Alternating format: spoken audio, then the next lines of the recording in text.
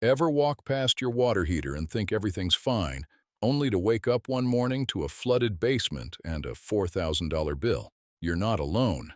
And I'll tell you, most of that heartbreak is preventable. After 3 decades in the trade, I've watched homeowners throw away thousands on water heater problems they could have dodged with a little know-how. Today, I'm sharing 12 water heater secrets that'll save you serious money, including one at number 9 that most plumbers won't even mention. And stick around for the bonus tip at the end, because that one alone could buy you years of extra life from your tank. The first secret, and probably the most important one on this whole list, is flushing your tank once a year. Now listen, every day your water heater is heating water. Minerals are settling to the bottom of that tank. Calcium, lime, sediment, whatever's in your local water supply. Over time, that stuff builds up into a thick layer of crud that sits right between the burner and the water it's trying to heat. On a gas unit, you'll hear it. It sounds like popping or rumbling, almost like a pot of water about to boil over. That's steam bubbles fighting through the sediment, and it means your heater is working twice as hard to do the same job. On an electric unit, sediment buries the lower heating element and burns it out early. Either way, you're paying more on your energy bill every single month and shortening the life of the tank. The fix is simple. Turn off the gas or flip the breaker. Hook a garden hose to the drain valve at the bottom. Run it outside or into a floor drain. Open that valve and let it flow until the water runs clear. The whole job takes maybe 20 minutes. I do mine every fall when I change my furnace filter. It's free, it's easy, and I've seen it add 5 to 8 years onto a tank that would have died early. There's no excuse not to do it. The second secret that catches almost every homeowner off guard is replacing the anode rod before it's too late. Inside your water heater, hanging from the top and running down into the tank, there's a metal rod called a sacrificial anode. It's usually magnesium or aluminum. Its whole purpose is to corrode, so the steel tank doesn't. Think of it as a bodyguard that takes the hit instead of your tank. The problem is, once that rod dissolves completely, the tank itself starts rusting from the inside out, and once the tank rusts through, there's no saving it. You're buying a new water heater. Most manufacturers recommend checking the rod every 3 to 5 years. Pull it out using a 1 1/16 inch socket on the hex head at the top of the tank. If it's down to the wire core, or less than half an inch thick, replace it. A new magnesium rod runs about $20 to $30. If you're on well water, go with an aluminum zinc rod instead, because magnesium can react with well water and create a rotten egg smell. $20 and 15 minutes of your time versus $800 to $1,500 for a new heater. That math is pretty simple. The third secret is one that'll start saving you money this week, and that's lowering your thermostat to 120 degrees. Most water heaters ship from the factory set to 140. That's hotter than you need for anything in your house, and it's costing you. The Department of Energy says dropping from 140 to 120 saves 8 to 12% on your water heating costs. That adds up to anywhere from $30 to $60 a year depending on your setup, and it compounds every single year. On a gas unit, there's a dial on the gas valve near the bottom. On an electric unit, you'll need to kill the breaker, pull off the access panels on the side, and adjust the thermostats behind the insulation with a flathead screwdriver. Set both the upper and lower to 120. Here's the thing. 120 is still plenty hot for showers, washing dishes, and running your dishwasher, and it dramatically cuts the risk of scalding, which matters if you've got grandkids running around. This one's a no-brainer. By the way, if you're finding this advice helpful, do me a small favor and hit that subscribe button down below. I put out new videos like this one every week, walking you through repairs that'll save you a small fortune in plumber bills. Subscribing is free, and it's the best way to make sure you don't miss the next one. All right, let's continue. The fourth secret is insulating your tank and your hot water pipes, and it's one of the cheapest upgrades you can make. If your water heater sits in an unheated garage, a cold basement, or a crawl space, it's losing heat through the walls of the tank 24 hours a day. That's called standby heat loss, and on older units without much built-in insulation, it's significant. Pick up a fiberglass water heater blanket kit at any hardware store for about $20 to $25. Wrap it around the tank, tape it in place, and you've just reduced standby heat loss by 25 to 45%.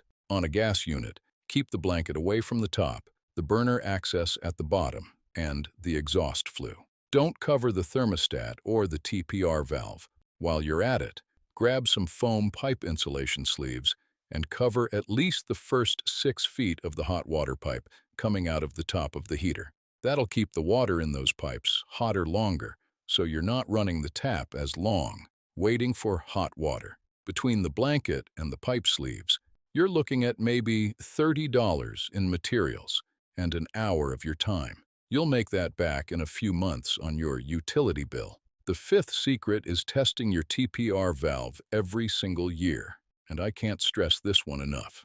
TPR stands for temperature and pressure relief. That valve, usually found on the side or top of your tank with a little discharge pipe running down, is the one safety device standing between you and a potential catastrophe. If the pressure or temperature inside the tank gets too high, that valve opens and releases water to bring things back to safe levels. If it's stuck or corroded shut, the tank could fail violently. I'm not trying to scare you, but I've seen the aftermath, and it's ugly. Testing it takes 60 seconds. Put a bucket under the discharge pipe, lift the lever on the valve for about 5 seconds, and let it snap back. You should see a rush of hot water come out of the pipe and then stop cleanly when the lever closes. If nothing comes out or it keeps dripping after you close it, replace the valve. A new TPR valve costs about $10 to $15 and threads right in with a pipe wrench. This is one test you do not skip. The sixth secret on our list is knowing when to repair versus when to replace. And getting this wrong is where homeowners lose the most money. Here's the rule I've used my whole career. If your water heater is past the 10-year mark and the repair costs more than half the price of a new unit, replace it. Don't sink $400 into a 12-year-old tank that might give you one more year before something else fails.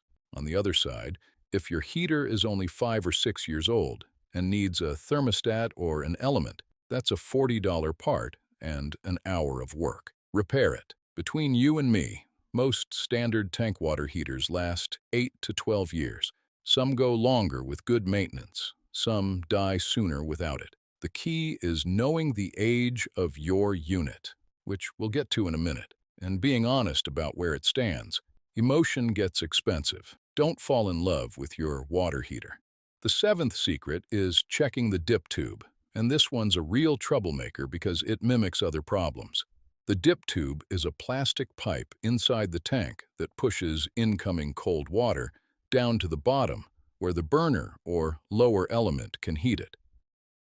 If that tube cracks or deteriorates, cold water mixes with the hot water at the top of the tank, and you end up with lukewarm showers. Most people blame the thermostat or the heating elements, and they'll spend money replacing those parts for nothing. The real culprit is a broken dip tube. To check it, shut off the cold water supply, disconnect the cold water inlet at the top of the tank, and pull the tube out. If it's cracked, broken, or crumbling, replace it with a new cross-linked polyethylene tube. They're about $10 to $15. I've seen this 1,000 times, especially on heaters from the late 90s that had a bad run of defective dip tubes. If your hot water suddenly went from great to disappointing, check this first before you spend money on anything else. The eighth secret is installing a thermal expansion tank. And if you don't already have one, you might actually need one by code. Here's the thing. When water heats up, it expands. In an open plumbing system where water can push back into the city main, that expansion has somewhere to go. But a lot of homes now have check valves or pressure-reducing valves on the main line, which creates what's called a closed loop system. In a closed loop, that expanding water has nowhere to go, so pressure builds up inside the tank and your pipes. That extra pressure stresses fittings, valves, and the tank itself. A thermal expansion tank, a small tank usually mounted on the cold water line above the heater, absorbs that extra volume. They run about $40 to $50 for a good one. I've used the Watts PLT5 and the Amtrol ST12, both solid choices. Installation is straightforward if you're comfortable with a T-fitting and some thread tape. Check your local code, because in most jurisdictions, if you have a closed-loop system, this isn't optional, it's required. Now, the ninth secret is one that most homeowners have never even heard of, and that's upgrading to a powered anode rod. Remember that sacrificial anode rod we talked about earlier? The one that corrodes so your tank doesn't? Well, a powered anode rod does the same job electronically without dissolving. It sends a small electrical current through the water that protects the tank walls, and it never needs replacing. The Core Protec is the one I've seen work best. It runs around $100 to $150, and you install it in the same port where the old anode rod sits. Now here's the real bonus. If you're on well water and you've been battling that sulfur or rotten egg smell, a powered anode rod eliminates it. That smell comes from bacteria reacting with the magnesium in a standard anode. Remove the magnesium, switch to a powered rod, and the smell goes away. I'll tell you, for the price, this is one of the smartest upgrades you can make on a water heater that's still got life left in it. The 10th secret is learning to read the serial number on your water heater to determine the tank age. And this ties right back to that repair versus replace decision. Most manufacturers encode the manufacture date in the first few characters of the serial number. On most brands, the first two digits or the first letter and digit tell you the year and month. For example, a serial number starting with 0715 usually means July of 2015. Some brands like A.O. Smith use a letter code where A equals January, B equals February, and so on. Look for a sticker on the side of the tank with the model and serial number. If you can't decode it, search the brand name plus serial number date decoder online, and you'll find a chart in about 10 seconds. Once you know the age, you know where you stand. Is it a 7-year-old tank worth maintaining, or a 14-year-old tank on borrowed time? That one piece of information changes every decision you make going forward. The 11th secret is something to tuck away for when your current tank finally gives out, and that's considering a switch to a tankless or heat pump unit at replacement time. I'll be straight with you. I'm a tank guy at heart. I grew up with tanks, I've installed hundreds of them, and I trust them. But I'd be doing you a disservice if I didn't tell you that the technology has gotten really good. A heat pump water heater uses about a third of the electricity of a standard electric tank. That's a real number. Over 10 years, you could save $3,000 to $4,000 in energy costs, depending on your rates. And right now, there are federal tax credits and local utility rebates that knock a big chunk off the purchase price. Tankless gas units are another option if you have the gas line capacity and proper venting. They heat water on demand, so you're not paying to keep 40 or 50 gallons hot around the clock.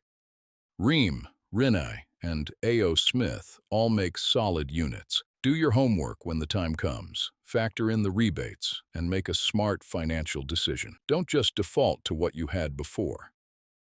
The 12th and final secret on our list is draining a few quarts every couple of months between your full annual flushes. Think of this as a mini flush.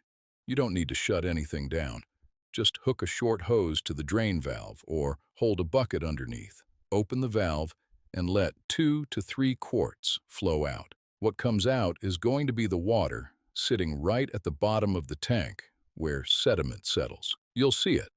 It'll look cloudy or sandy compared to clean tap water.